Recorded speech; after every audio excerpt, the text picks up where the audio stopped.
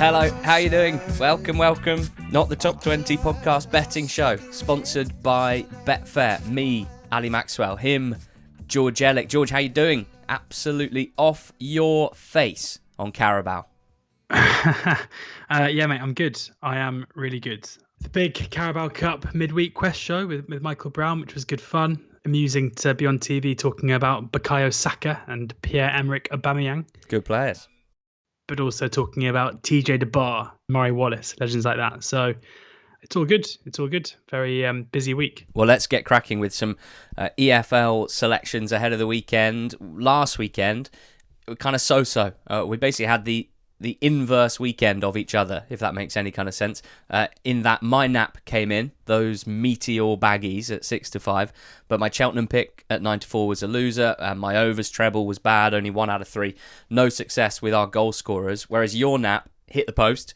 Sutton drawing 1-1 with Scunthorpe, but you found success elsewhere. Forest Green won at 5-6. In fact, they won 6-3 at 5-6. West Brom, you mentioned, to score 2 or more goals at 13-10, and they did. And BTTS and over 2.5 goals in Ipswich MK Dons was more than justified, a winner at 1.99. And both of our vulnerable favourite lays were also justified. Salford you laid, and they lost 1-0. You laid them at 1.78, and Bournemouth I laid at 1.7. They drew 2-2 after being 2-0 up. So 3 out of 4 so far on the lays, making good use of the Betfair exchange there, which is very pleasing.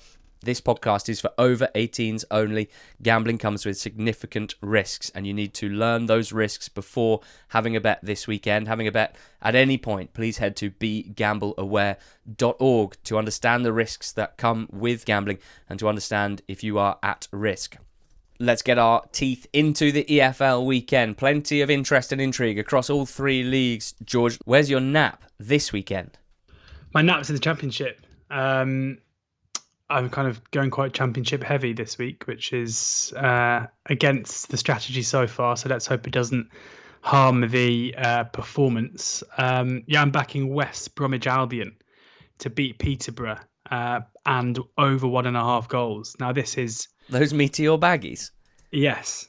For those who have been listening to the podcast for a long time will know that there was a famous day, Ali, where you did this exact bet, not West Brom, but to win and over 1.5 goals. And of course, they ended up winning the game 1-0.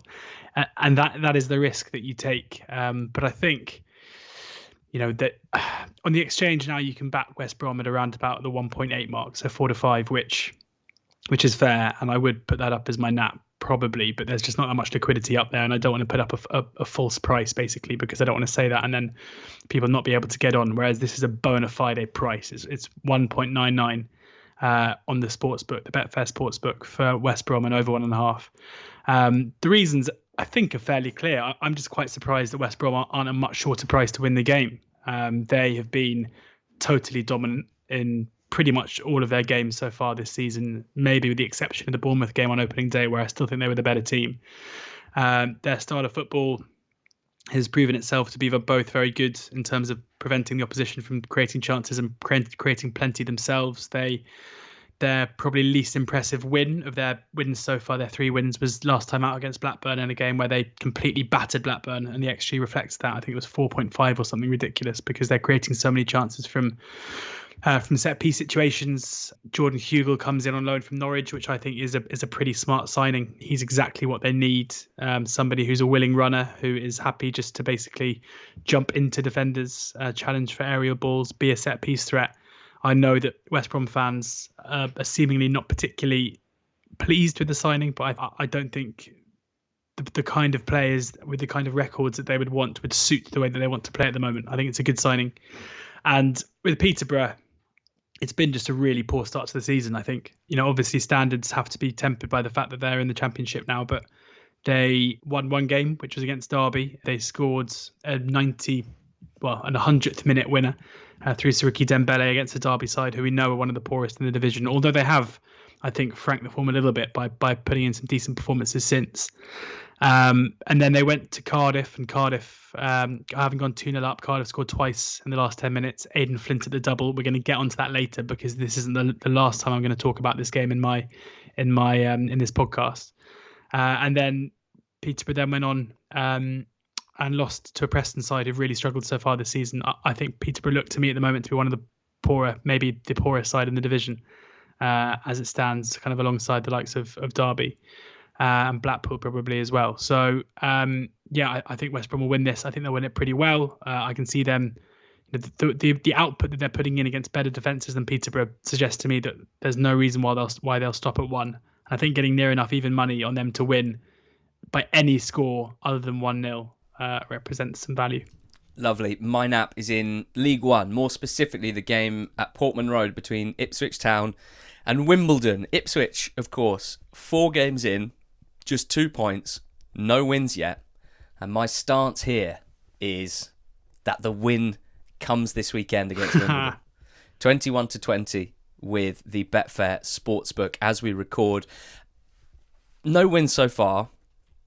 And definitely, depending on whether you are of a sunny disposition or a moody one, whether your glass is half full or half empty, you can focus on some negatives or some positives. Looking at their games so far, and more particularly the goals they've conceded so far, a bit of a mixture, but ultimately a lot of individual errors.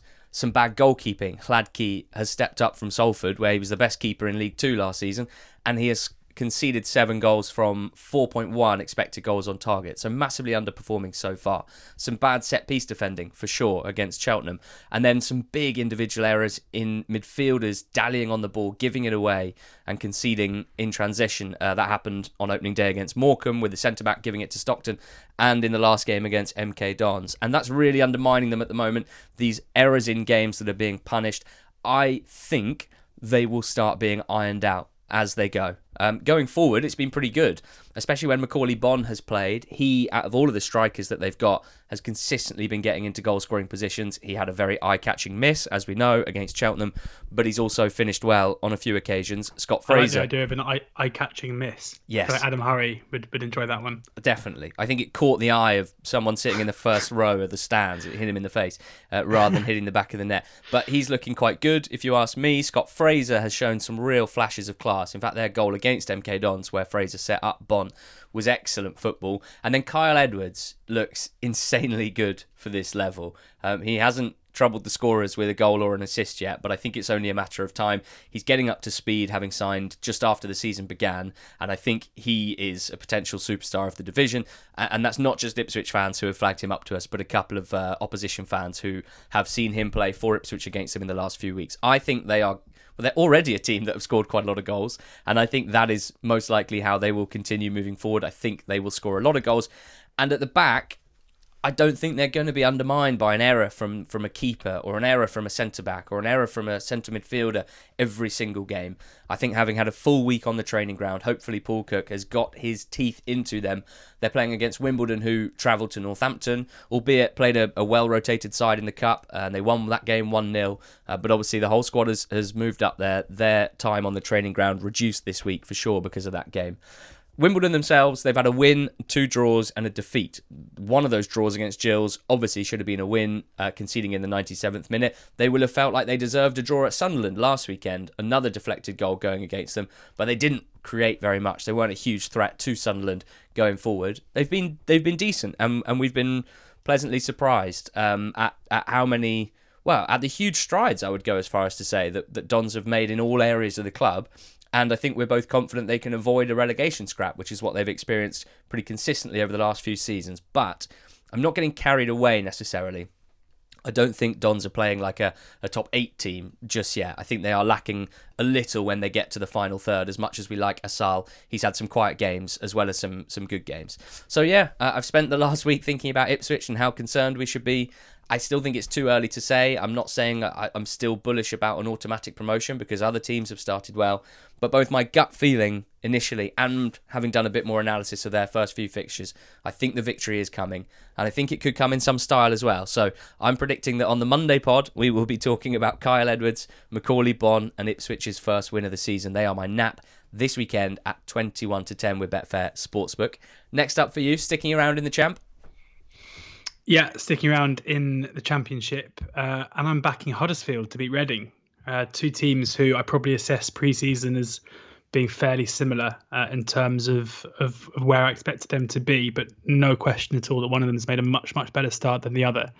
Now, I know that the Huddersfield win against Sheffield United on Saturday maybe flattered them a little bit. They didn't create too much. It was an onslaught from Blades at 1-0.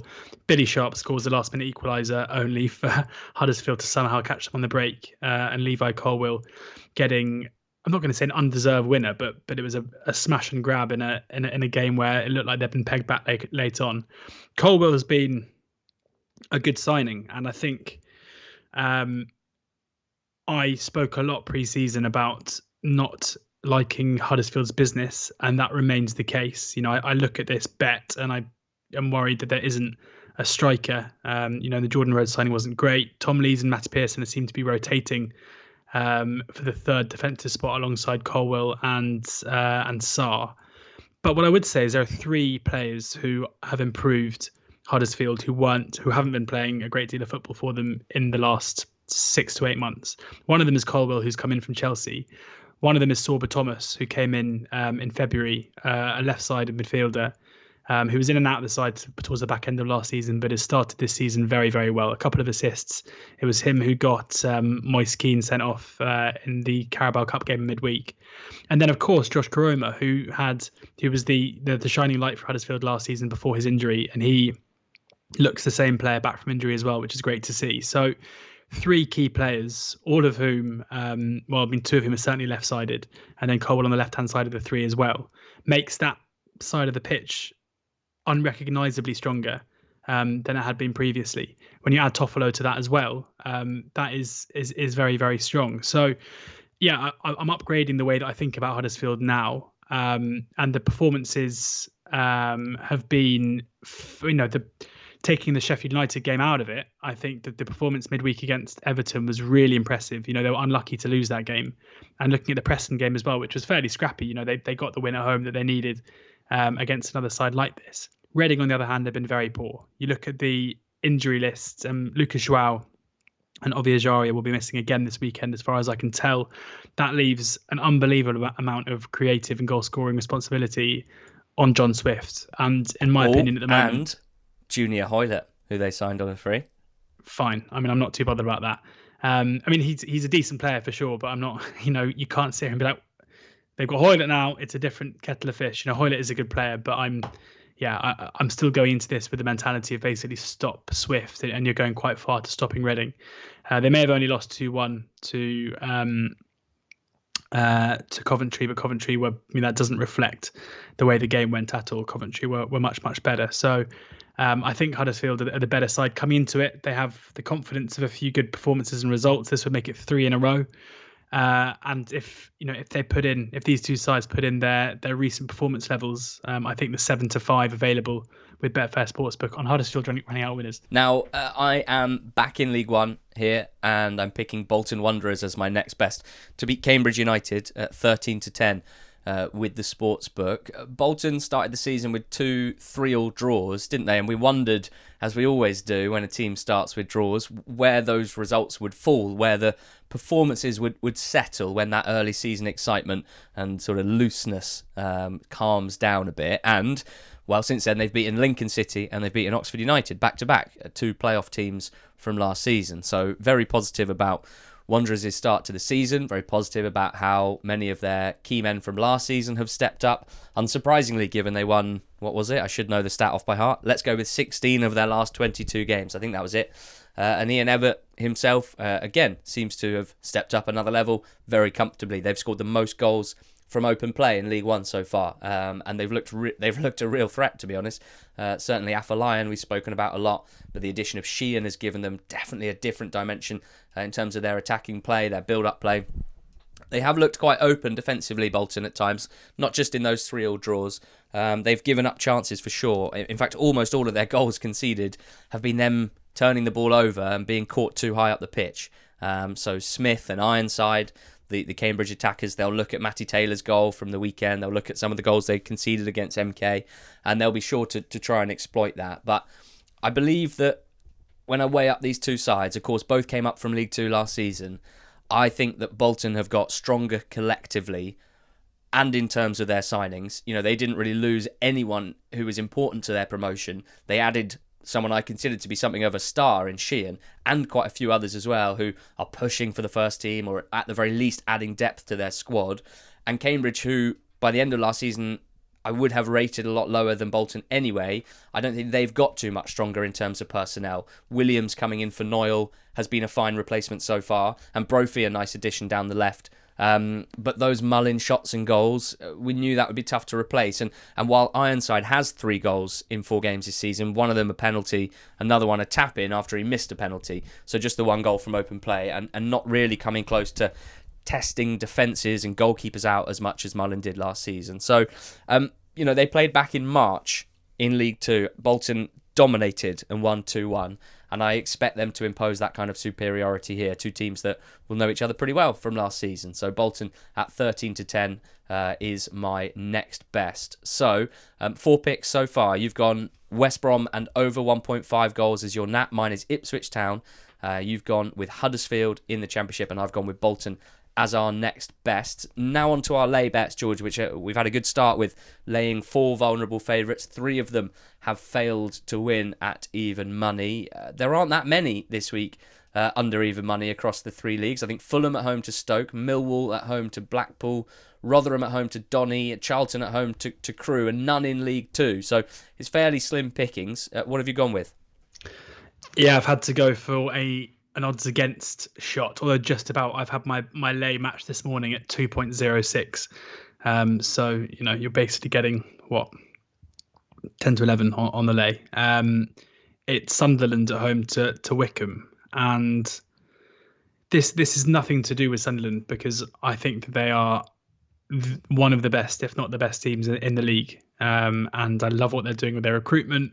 I thought it was great to see on Tuesday night, for the first time in about a year, they had fullbacks playing at fullback and centre midfielders playing at centre midfield. Sirkin and Huggins, 2 signings over the course of this window, which meant that Winchester and Neil played centre midfield. Dan Neil played a brilliant ball for the first of Aidan O'Brien's goals. So highly rated by the Sunderland fans, and you can see why. And I think that's going to help them going forward as well. And for the first time in ages, they've got 3 really good options at centre back as well. You've got Flanagan and Doyle, who I'm sure will start here. But Gomez looked tidy in the game midweek as well. So plenty of options. But that's enough of me being nice about the team that I'm laying. The reason I'm laying them is purely because it's Wickham. You and I weren't overly bullish on Wickham's chances of going well again this season. There's a chance, I guess, they still might find others too strong over the course of the campaign, but they've started it so well. I mean, so impressive. They basically carried on where they left off at the back end of last season. They have blitzed Accrington, Cheltenham, beaten Lincoln. They got a draw away at Wigan, which I think is probably a fairly similar standard of opposition they're going to face on Saturday, because I think Wigan are very good.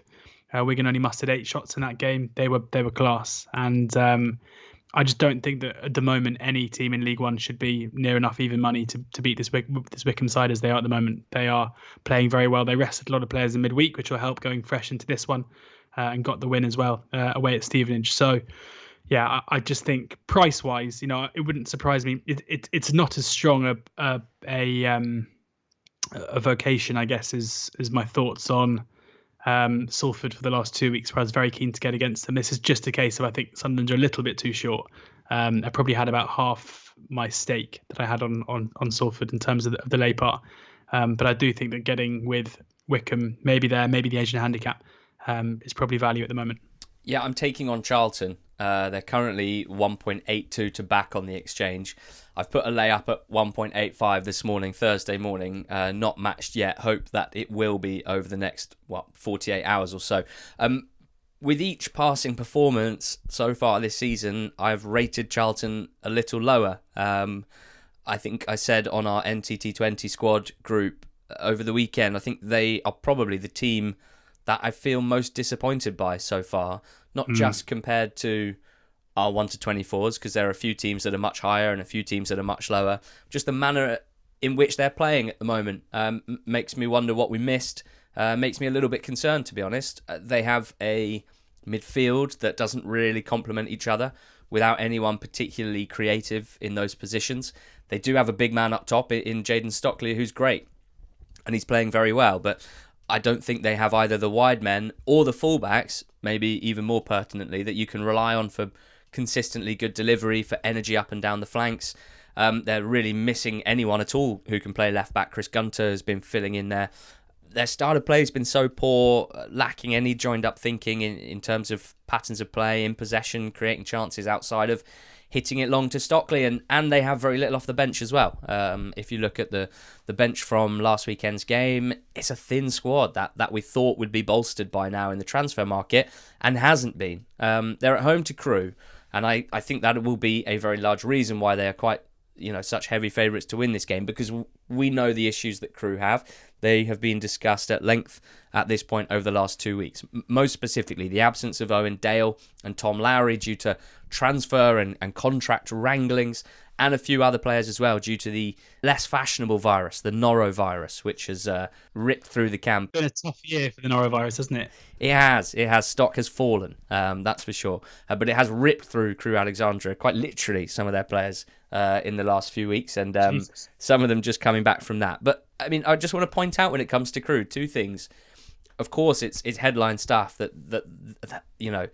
talented group of young players, sadly for the neutral, looks to be kind of being pulled apart a little bit and having their head turns. But they do have other players. The team that played against Accrington last weekend, the team that played against Oxford in the league game before that, it's not full of untested academy kids or even of bad players. Some of the guys who have filled in have played pretty well. The fullbacks look great, Adebisi and Ramsey. The central midfielders, especially Murphy, are playing well. Mandron's playing well up top. And in both of those games which they've lost, although they've started poorly and gone behind, they've come on pretty strong. You said that Crewe's performance against Oxford was one of the toughest that you've had so far, even in winning, and maybe Yellows didn't play well. Maybe it was Crewe who gave them a bit of a scare. I think Accrington would say the same. They were clearly the better side for the first hour, had a bit of a scare. But Accrington and Oxford are both good sides who are winning a lot of football matches to start the season, and I can't say the same about Charlton. So I understand why Charlton are favourites at home, at the Valley, with all this surrounding Crewe Alexandra, but the fact...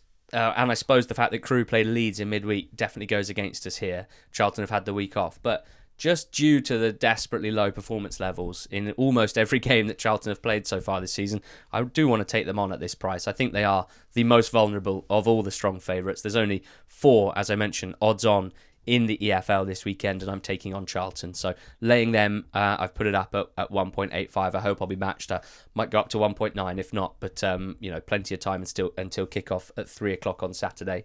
Don't forget that Betfair have no cash-out suspensions on match odds for all EFL games. No cash-out suspensions whatsoever during games for your singles and multiples on match odds for all EFL games with Betfair. Next segment is the goals segment. Now, you've been doing pretty well on this front with your singles. I obviously landed the treble 2 weeks ago, poor last week, so I'm kind of looking forward to seeing what you've got for us this week. Yeah, it's another single, but I'm going for low goals rather than high goals, and going back to the Championship as well. For Derby against Forest, this is such an interesting time for this derby to be taking place, because both teams are in interesting, perilous positions. Derby's off-field issues well publicised. Their on-field issues maybe not quite as bad as many people feared. They were written off as being relegation also-rans, but they look at the moment to be at least competitive at the very worst. They're not rolling over in games at all. The same can't be said of Forest, who've probably started the season looking like a worse football team than Derby had, which I don't think anybody necessarily expected. There is so much riding on this game. That's the key thing for me here. There is so much riding on this game that it is impossible to see, in my opinion, with a manager in Chris Hughton, who we know to be fairly pragmatic, even if Forest games haven't been too low scoring so far, and Wayne Rooney, who, despite being the player that he was, looks also to be a manager who takes charge of teams who do not create a great deal of chances but are sound defensively. I can't see this being an open affair. I can see it being gritty. I can see there being a lot of needle, but I don't think goals are going to be very easy to come by, with so much at risk. For both managers, conceding the first goal here is a bit of a nightmare. And for both managers, getting the first goal, they're not going to be looking to go even further. It'll be a case of sitting on that lead. Of course, a red card would be an issue. That has to come into it. It's fairly likely. I don't know what the prices are, but I would have thought fairly short. But yeah, I think under 1.5 goals is the way I'm going to play. Under 2.5 is short. It's 2-on, no surprises there. Under 0.5 is 6-1, which makes some appeal, to be honest. They're 0-0, but I'm going for under 1.5 at 31-20, so just a little bit over 6-4. The way I'm playing this for it to be 1-0 either way or 0-0. Okay, I've got an over 2.5 double.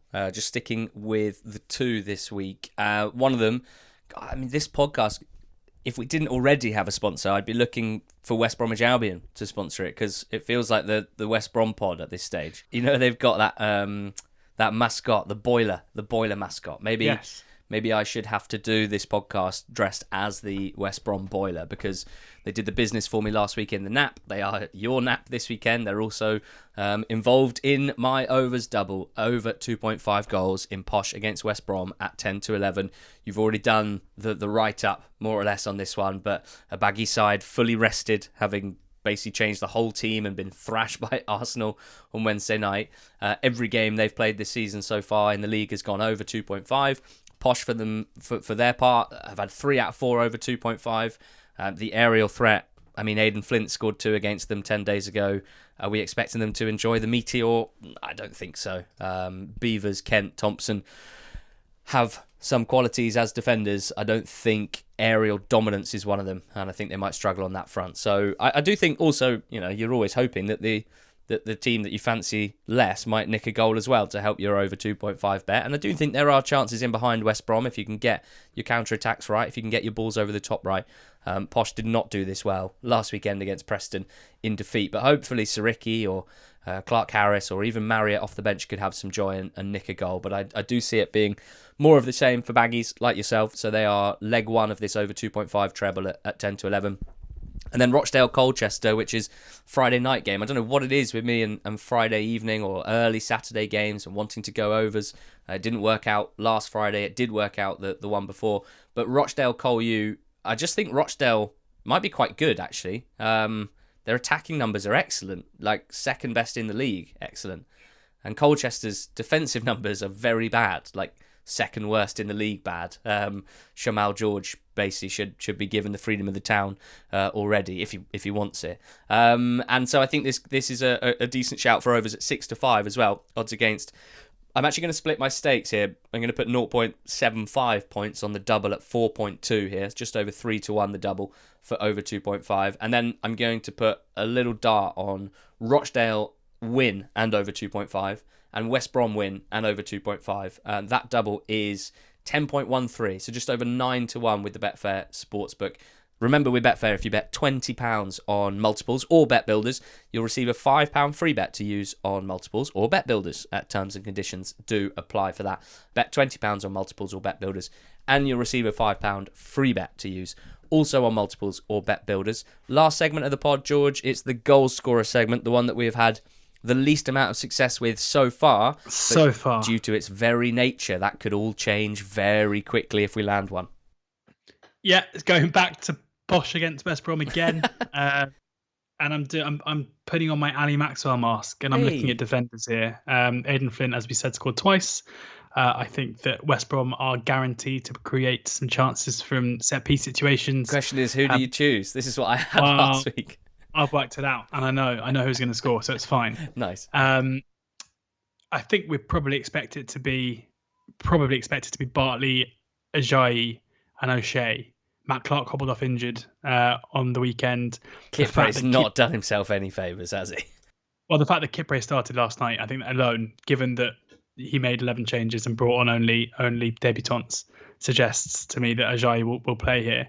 Kipre also stamping on the Arsenal player wasn't the nicest moment either. But so those three players, O'Shea's 17-1, which is the shortest of the three. He scored on opening day, and I think that's probably why. Ajayi's 18-1, who appeals, but I wouldn't be massively, given that Ajayi's come on 3 times this season, it wouldn't surprise me if he were to come off at some stage if they do switch it up at the back, which Ishmael has been using his subs to do. Bartley is the biggest price at 20-1, and that is where I'm going. 20-1 first goal scorer, 20-1 last goal scorer, 9-1 anytime goal scorer. Just split your points however you want to do it. Half a point on at 9-1, and then a 0.25 of a point on 20 and 20 would probably be the way I would go. He's had 6 shots already this season. He had 3 shots against Bournemouth on opening day. He had 2 shots in their last game. He's guaranteed to start, pretty much guaranteed to play 90 minutes if he's fit, guaranteed to be going forward for every set piece. I think he should probably be the shortest price, not the biggest price of the 3, even though it's marginal. I have no doubt that he's going to score a goal pretty soon. I think if you back that 9-1 for the next 9, you'll probably hit hopefully enough times to make profit, and with the first and last added as well.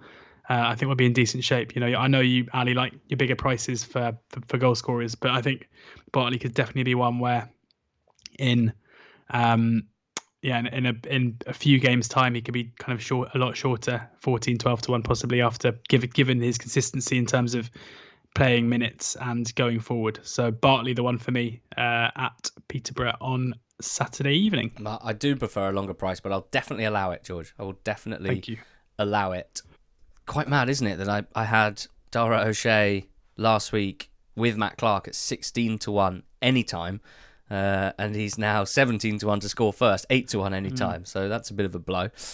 We've lost that one. I'm going to Friday night. Everyone will be watching Burton against Cheltenham on Sky Sports at 7:45 on Friday, and they will continue watching through the post-match analysis through 10 o'clock to 10:15, when George and Ali from Not the Top 20 will join Michelle Owen on the sofa and talk through 5 League One and League Two teams that have caught our eye so far. Not just the best teams in the 2 leagues, but teams that we think have had an intriguing start and we'd like to delve a little bit deeper. So please do join us on Friday night, 10:15. But make sure you catch Burton Cheltenham. Should be an interesting game, this one, and it's where my goal scorer pick comes as well. So it's Ryan Leake, who is the Burton centre back.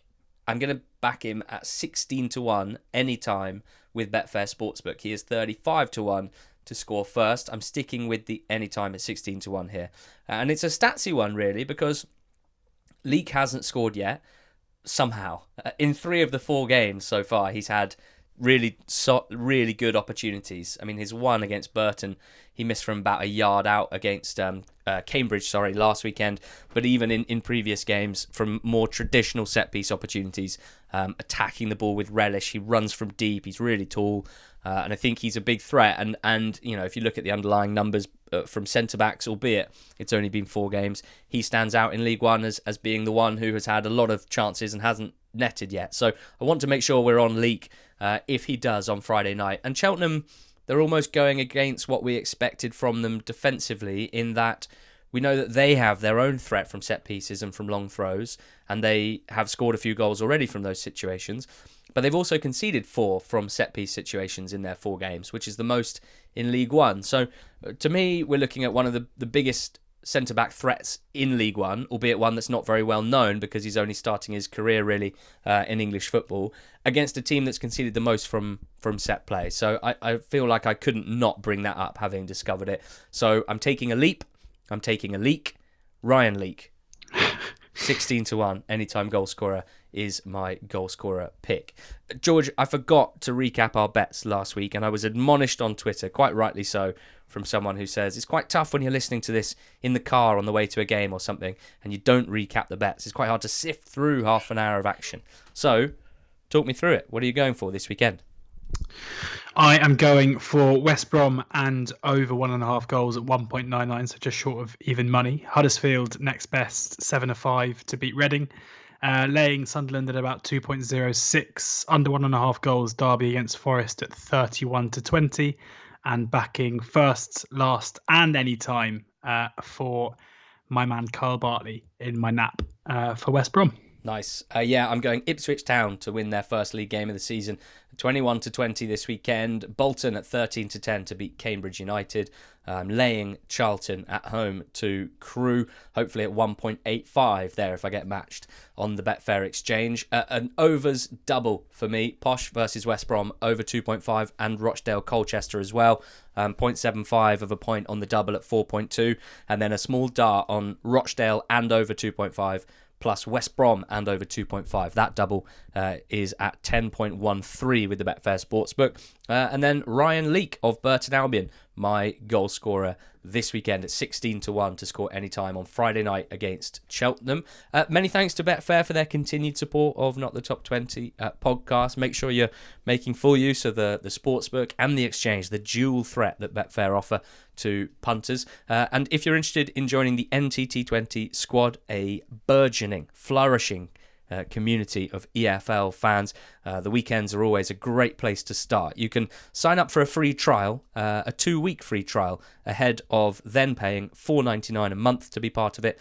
Check it out with the free trial this weekend. Head to the link in the description of this podcast or the link in our bio on Twitter if you want to check out and sign up for that 2-week free trial. We're going to do some exclusive content on the NTT20 squad next week, particularly surrounding transfer deadline day. So do join if you're interested in that. Thanks for listening, guys. Have a great weekend. And we'll be recapping whatever happens across the EFL early next week. So join us then. Go well.